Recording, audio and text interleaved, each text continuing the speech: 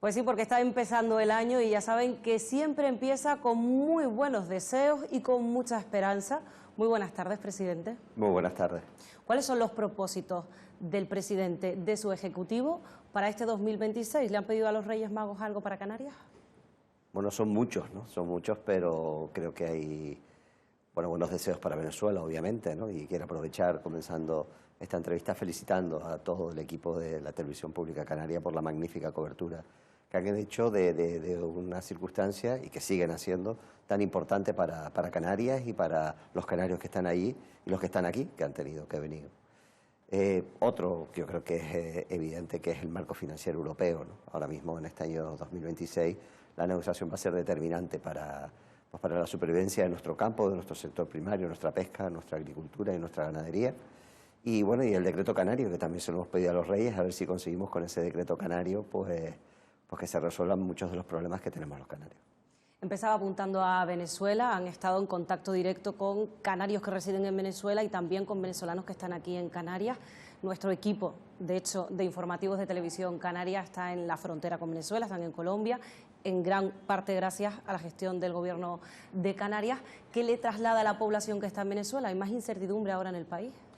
Hay mucha incertidumbre, ¿no? Porque yo creo que de la ilusión y de la esperanza de que se pudiese producir un cambio de régimen a lo que está pues ahora mismo Donald Trump diciendo, pues obviamente hay parte de decepción.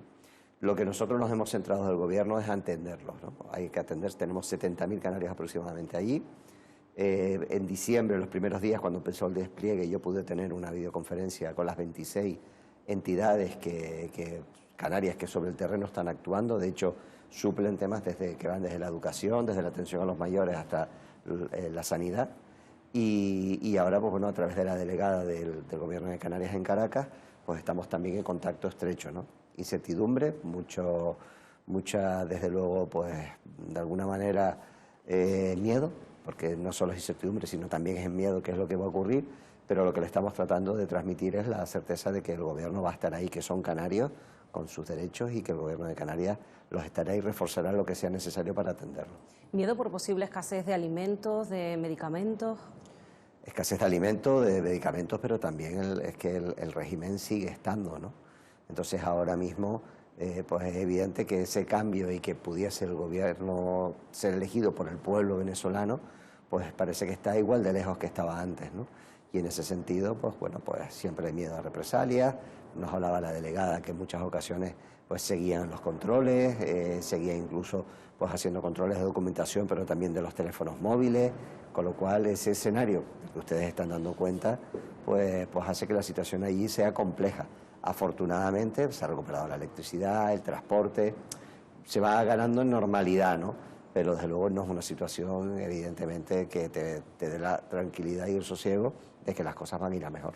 ¿Considera que se deberían convocar elecciones de manera inmediata? Yo creo que siempre darle la voz al pueblo es fundamental. Elecciones con las garantías democráticas y que los procedimientos sean ajustados no solo a la legalidad, sino al resultado final de las elecciones. Pero creo que es ese país que es una pena lo que ha tenido que pasar y lo que está pasando. Creo que al final lo razonable es que el pueblo pueda elegir a sus gobernantes y que pueda gestionar y crear su futuro. ¿Estos movimientos políticos del presidente norteamericano, de Donald Trump, pueden afectar de alguna manera también a Canarias? Bueno, solo con los aranceles afecta. Es evidente que la llegada de Donald Trump a la presidencia ha supuesto pues un choque, yo me gusta decir, el nuevo desorden mundial, ¿no? Donde las reglas de juego y lo que habitualmente se esperaba pues de los organismos internacionales, todo se está poniendo en cuestión, ¿no? Y eso pues es efectivamente la puesta de aranceles al producto canario, que puede ser desde el vino, después de algunas exportaciones, pues va a afectar negativamente. ¿Y nuestra posición en el mapa geoestratégico? Nosotros formamos parte de Europa, ¿no? Y Europa pues ha lanzado su comunicado, creo que ha sido un comunicado medido y prudente, pero la realidad es que Europa tiene que, y ese debate tiene que darse en el seno de la Comisión y del Parlamento Europeo, qué es lo que quiere ser, ¿no? Porque lo que sí es evidente es que ha perdido capacidad de influencia, capacidad de liderazgo, y en esta batalla entre China, Rusia, Estados Unidos, Reino Unido, Corea también por ahí, pues tiene que realmente saber qué papel quiere jugar en ese nuevo orden internacional y postularse para ello, y da la sensación de que ahora mismo Europa no sabe muy bien qué es lo que quiere ser de mayor, ¿no? Permítame la expresión coloquial. Y frente a esa indecisión, pues al final vamos perdiendo posiciones, liderazgo y respeto internacional. Volvemos a Canarias y a un apunte positivo. 2025 cierra con muy buenos datos del paro, para celebrar. Bueno, para celebrar, ¿no? Yo siempre digo, los datos del desempleo están yendo bien. Nos preocupa mucho la calidad de desempleo, ¿no? Y los salarios y la retribución, porque evidentemente uno de los principales retos que tiene Canarias es conseguir que la riqueza se distribuya mejor, de manera más justa y equitativa, y por otro lado ir saliendo pues o sacando a la población de esos estándares de riesgo en este caso de riesgos de exclusión social, o incluso un dato que nos preocupa porque significa que se cronifica la pobreza, que es la pobreza pues más absoluta, ¿no? O sea, y ahí estamos trabajando con los servicios sociales, con la ONG, con el bienestar social, pero es cierto que yo soy inconformista por naturaleza, pero la realidad es que los datos son buenos, francamente buenos en materia de empleo, y sobre todo también en menor temporalidad del mismo, con lo cual más fijeza del empleo, pero todavía tenemos que seguir trabajando y tenemos que ser exigentes. Pero lo decía, el sueldo no es suficiente y precisamente hoy estaba prevista esa reunión entre el Ministerio de Trabajo, sindicatos y patronal para la subida del salario mínimo interprofesional. ¿Está usted de acuerdo con que se suba? Bueno, claro, o sea, claro, lo que pasa es que lo que no podemos es hacer subidas artificiales que al final acaben perjudicando al empleo en general, ¿no? Nosotros entendemos que tenemos que hacer un esfuerzo importante en productividad, en materia de productividad, y tenemos que hacer un esfuerzo también importante en materia de estabilidad laboral. La subida del salario mínimo interprofesional siempre es una buena noticia, pero claro, tiene que ir aparejada para que luego no tengas que pagar el IRPF, no tengas que pagar los impuestos, porque se supone que es lo mínimo y básico que necesita una persona para poder sustentarse por sí misma. Pero no podemos dejarlo solo ahí. Tenemos que hacer también más medidas, y en ese tipo de medidas es donde creo que la concertación social es fundamental, porque al final se corre el riesgo que por dogmatismo político algo que es muy bueno, que es esa subida del salario mínimo, pues al final pueda ser negativo porque los empresarios están en contra y se genera más crispación. Y esto no es trabajadores contra empresarios o sindicatos contra empresarios, esto tiene que ser sindicatos y empresarios a favor de un empleo digno, bien retribuido y estable, ¿no? Y ahí yo creo que se está perdiendo ese diálogo social que afortunadamente en Canarias, en nuestro modo canario de hacer las cosas, se ha mantenido. Y este año 2025 que hemos cerrado con 2 grandes acuerdos colectivos en las 2 patronales turísticas, la de la provincia de Las Palmas de Gran Canaria y la de Santa Cruz de Tenerife, con subidas que llegan casi al 10%, pero con diálogo social.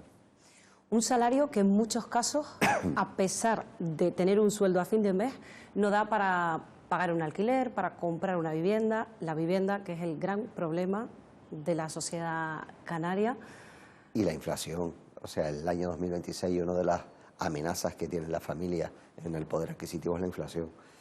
Desde el momento que tú tienes que dedicar más del 30% de tus ingresos a tu vivienda, ya evidentemente estás desestructurando tu estructura familiar, económica, ¿no?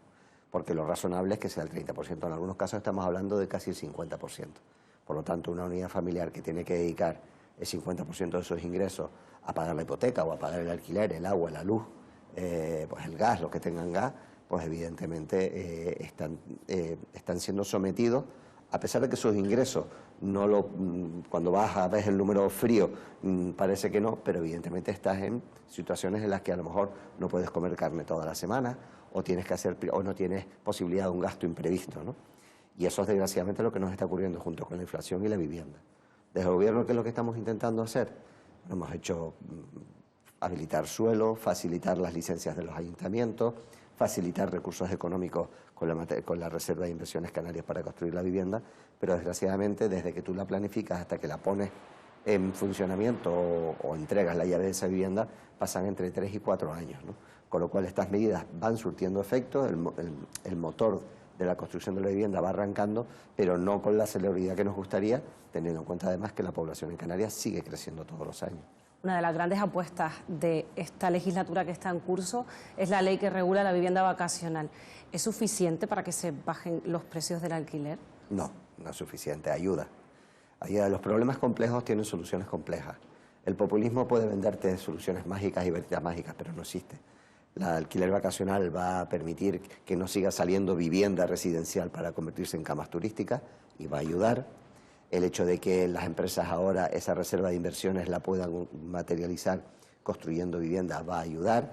El hecho de que haya o sea más fácil obtener suelo para construir viviendas va a ayudar. El hecho de que estemos conveniando con las entidades financieras para que el acceso a las hipotecas a la gente joven, ese 20% que no te dan de la hipoteca, pues lo puedas llegar hasta un 10% que te lo dé la entidad financiera. Todo eso son medidas que ayudan, pero necesitamos que se construya vivienda, es un tema de oferta. Y en materia de demanda, lo que estamos trabajando también es restringiendo que los extranjeros, o intentando restringir que los extranjeros puedan comprar vivienda, porque de alguna manera tenemos que cortar que una de cada 3 viviendas que se venden en Canarias la compra un extranjero que no la usa para vivienda habitual, que la pone en alquiler vacacional o que la usa temporalmente. Esa es una de sus grandes apuestas, pero es complejo porque en el caso de... pertenecemos a la Unión Europea, entonces regular el limitar la compra de los extranjeros. Lo puedes regular, lo puedes condicionar y para eso tienes que modificar la ley de bases de régimen local. Voy a poner un ejemplo. Lo que le queremos es dar a los alcaldes y a las alcaldesas, que lo hemos pactado con la FECAM, más capacidad de decisión sobre el padrón de sus habitantes. Entonces tú dices, en Santa Cruz o en Las Palmas. Oye, en la zona de Las Canteras o, oye, en la zona del barrio del Toscal, Santa Cruz, ahí vamos a permitir que solo se pueda comprar vivienda si se va a residir en ella. Entonces tú no estás prohibiendo, pero en determinadas zonas donde la demanda y el precio se ha disparado, tú dices, oye, ¿tú quieres comprarla? Pues tienes 2 opciones. O vives ahí como primera vivienda, o se la alquilas a alguien que la haga de primera vivienda. Pero si tú la vas a comprar para especular, no te lo voy a permitir. Y eso es modificando la ley de bases de régimen local, sin necesidad de ir a Europa. En Europa también estamos trabajando con la residencia y con otro tipo de condicionantes que ya se aplican en Berlín, en Ámsterdam, en Hamburgo. Hay ciudades europeas que han tenido este problema y que ya están legislando. Eso lo trabajaremos, pero de entrada nosotros aquí en España lo podemos hacer así. Y limitar o imponer medidas más duras a los grandes tenedores también podría ayudar a reducir la especulación que hay con la vivienda. Pero el gran tenedor, o sea, yo te dice, ¿qué es lo que le puedes condicionar? Tú le puedes condicionar el uso. Tú dices, oye, si tú eres un gran tenedor, pues oye, te voy en determinadas zonas, te voy a permitir solo o te voy a obligar a que solo la pongas en alquiler sostenible o en este caso en vivienda habitual. Pero tú lo que no puedes es prohibir la propiedad privada. Generalmente, además, los grandes tenedores suelen ser entidades financieras, que son las que se han ido quedando con activos frutos del boom anterior, ¿no? Y ahí yo creo que es el Estado, desde Canarias poco podemos hacer, pero el Estado que en su momento los rescató y puso el dinero, creo que es el Estado que les tienes que exigir a ellos esas compensaciones o ese compromiso social, ¿no? Otro de los retos que apuntaba al inicio de la entrevista era la migración. En 2025 se redujo la llegada de personas migrantes vía marítima en un 60%. ¿Eso a qué se debe y si ha facilitado la gestión de los recursos en Canarias? Bueno, la verdad es que no la ha complicado, no la ha facilitado porque seguimos teniendo 4.300 menores, con lo cual estamos muy sobrepasados de la capacidad, no solo de la ordinaria, sino la del contingente migratorio, que fue la primera comunidad autónoma que se decretó, ¿no? Por lo tanto, tenemos muchas dificultades para gestionar a los menores, a los niños y a las niñas. ¿Qué es lo que ha ayudado? A que no se sigan sobresaturando, pero la situación sigue siendo compleja, ¿no? Este año 2026, el 18 de marzo, se cumple el año desde que se aprobó la modificación legislativa y es la que tienen que salir más de 2.000 menores extranjeros no acompañados para que quede, en este caso Canarias, en aproximadamente 2.350, que es el triple de su capacidad ordinaria, que es, digamos, el tope que hemos marcado en esa modificación. La realidad es que no está yendo al ritmo deseado, ¿no? Soy consciente de que cuando se modifica una ley, que las comunidades autónomas no han colaborado y que todo eso lleva complejidad, pero sí una de las tareas de este 2026 pues tendrá que reunirnos con los ministerios para que esto se agilice y se ponga, desde luego, más voluntad y más gestión. ¿El presupuesto económico es suficiente? ¿El presupuesto para los menores? Para los menores migrantes. No, claro que no. Nosotros estamos invirtiendo casi 200 millones de euros al año. Y este año, yo creo que todavía no han llegado, pero bueno, se tramitó 100 millones de los 200, ¿no? Y esa es una de las cuestiones por las que tenemos al Estado demandado en el Tribunal Supremo, que gracias al Tribunal Supremo y a la presión de ustedes en los medios de comunicación se han movido voluntades para empezar a resolver este problema. Si no hubiese sido por la presión mediática, donde ustedes los medios han hecho una labor a Canarias impagable y a esos niños y a esas niñas, seguramente todavía estaríamos clamando en el desierto, ¿no?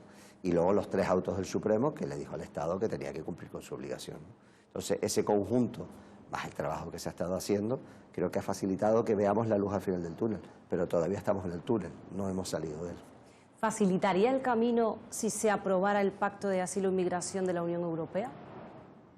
Si se aprueba tal y como se presente, no. Yo no estoy, o sea, realmente los tiros ahora mismo en la Unión Europea van para que los países ricos paguen a los pobres para que se queden a los inmigrantes que ellos no los quieren tener. Yo creo que ese no es un modelo. Europa tiene que ser consciente, esa es una de las faltas de identidad de la Unión Europea. Tiene que ser consciente que tiene una responsabilidad con el continente africano. Tiene que ser consciente de que si quiere una posición de liderazgo y de autoridad moral, eso tiene que ir aparejada a una política de cooperación, de desarrollo, de unos compromisos. Aquí todos queremos ser buenos, pero nadie quiere poner el dinero. Entonces, claro, así es complicado, ¿no? Es al igual que si Europa quiere ser escuchada, es evidente que en el contexto internacional la ausencia de compromiso en Naciones Unidas o incluso en la OTAN han hecho que Europa pierda liderazgo. Y ahí es lo que tenemos que decidir, que si queremos ser un grupo, un espacio económico donde hacemos negocios, o si queremos realmente ser un continente que influya en un mundo globalizado, que insisto, yo soy un firme defensor del proyecto europeo, porque fueron esos principios fundacionales después de la Segunda Guerra Mundial lo que ha generado un periodo de paz y prosperidad donde hemos progresado y donde hay un estado de bienestar que es el más alto y el mejor de todo el mundo. Pero evidentemente eso también conlleva hacer otros sacrificios y otros esfuerzos. De hecho, en clave económica, uno de los retos de 2026, lo ha dicho estos días, lo va a presentar en el Parlamento, es la Estrategia Canaria del Marco Financiero Europeo. ¿En qué consiste? ¿Que nos puede dar detalles? Bueno, nosotros lo que queremos es que nuestra condición de región ultraperiférica sea respetada, que nosotros nos podamos relacionar con Europa como región, como la Europa de las regiones, que no lo que pretende Europa es que todo se le da al gobierno de España y luego el gobierno de España decide, porque los canarios ya sabemos perfectamente que cuando eso ocurre salimos mal parados siempre, y lo que deseamos es que la ficha financiera de las regiones ultraperiféricas, como la política agraria común, en este caso el POSEI canario, que es fundamental para nuestro campo, sea respetado y actualizado. ¿Por qué? Porque hay acuerdos como el de Mercosur que van a afectar negativamente a nuestro sector primario y que, oye, si tú llegas a grandes acuerdos donde vas a permitir que entre producto en Europa con unas condiciones de producción mucho menos seguras y sanitarias que las que le exijas a tu propio productor, estás en desventaja de competir, ¿no? Porque en precio no vas a poder competir. Y eso obviamente luego al final se traduce en lo que vende.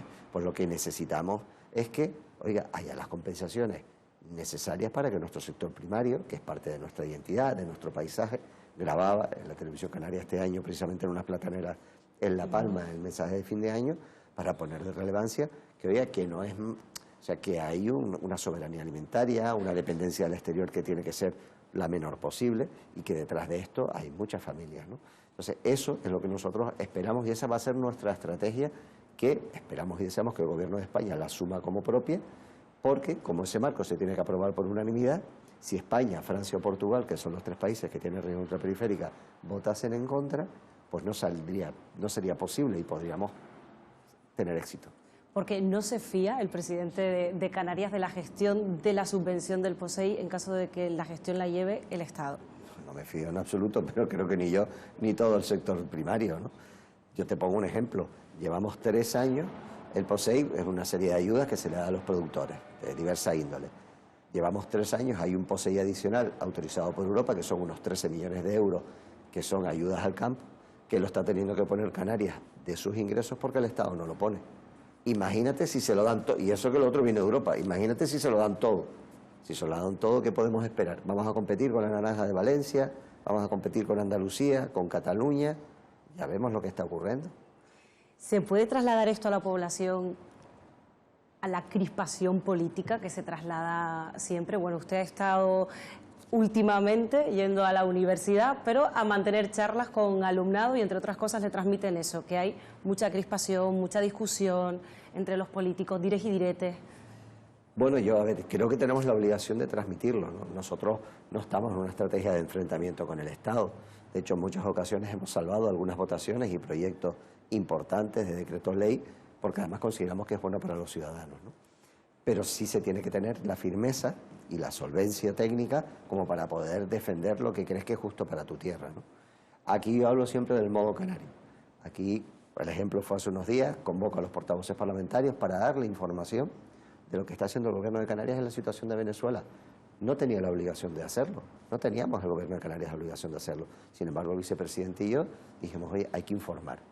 Y los grupos políticos informan. La posición que luego tenga cada grupo político es una, pero hay que tener un respeto institucional al Poder Legislativo, al Ejecutivo, al Judicial y a los medios de comunicación. Y al cumplimiento de la Agenda Canaria, que ha sido una de las palabras más utilizadas durante el 2025. Nos quedamos sin tiempo, pero sí que me gustaría terminar con esto.